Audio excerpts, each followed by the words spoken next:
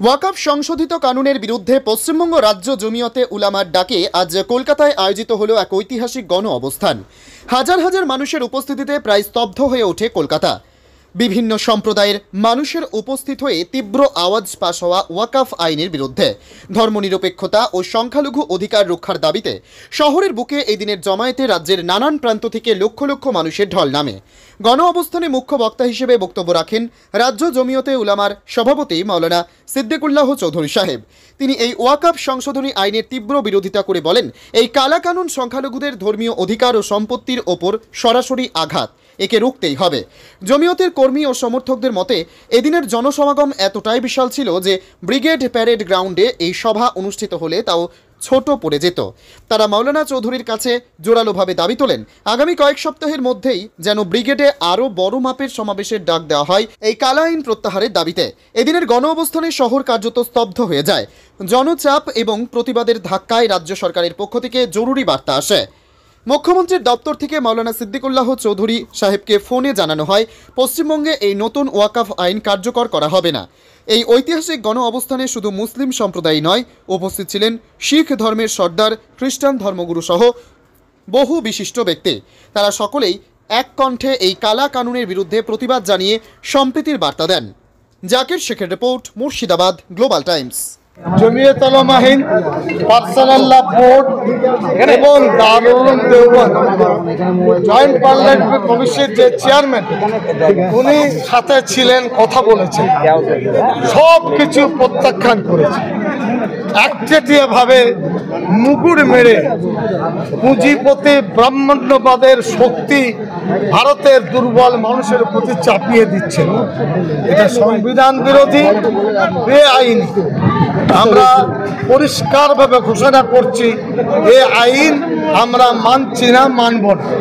দ্বিতীয় কথা, রিপিল হতে হবে।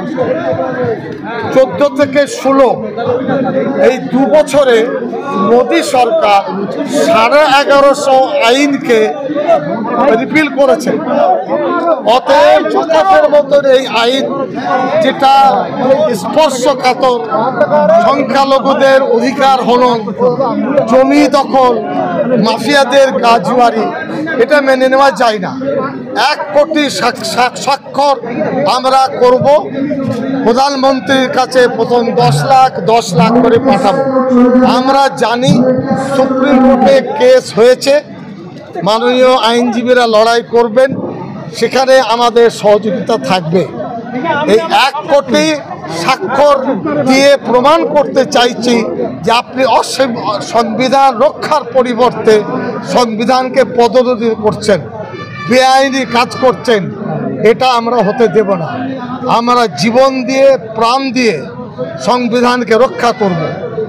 আর এই লিখিত যে ডকুমেন্টস বা স্মারকলিপি দিচ্ছি, তাতে নাম, অ্যাড্রেস, জেলা, স্বাক্ষর সবটাই তাতে থাকবে। এটা প্রমাণ করবে। আর এখানে মুসলিম, নন মুসলিম, খ্রিস্টান, শিখ, হিন্দু, এছাড়া মুসলমান সমাজের সর্বস্তর একজোট আমরা হয়েছি। এটা কোনো ধর্মের বিরুদ্ধে, হিন্দুর বিরুদ্ধে লড়াই নয়। আমরা স্বাগত জানাচ্ছি ধর্মনিরপেক্ষ হিন্দু ভাইদের, যার আওয়াজ তুলেছে। মুখ্যমন্ত্রী মমতা বন্দ্যোপাধ্যায় আপনাকে ফোন করেছিলেন সমাবেশ চলাকালীন? আমি 3বার ফোন এসেছিল, লাইন কেটে গিয়েছিল। উনি কথা বলতে চাইছিলেন।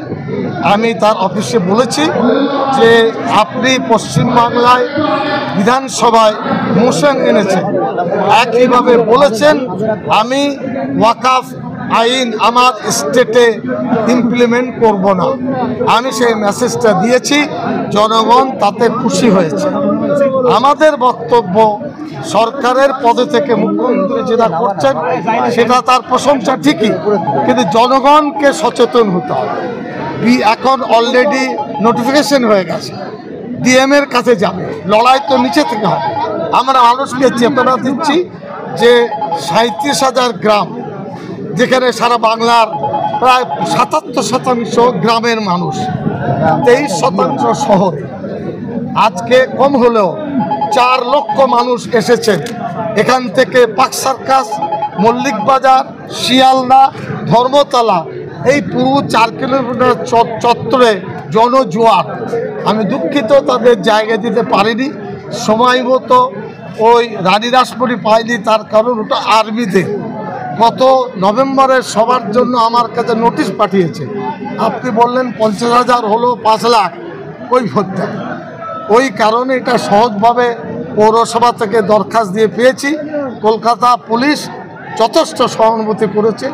কিছু ছেলে হয়তো কোথাও গোলমাল করতে পারে, আমি জানি না এখনো।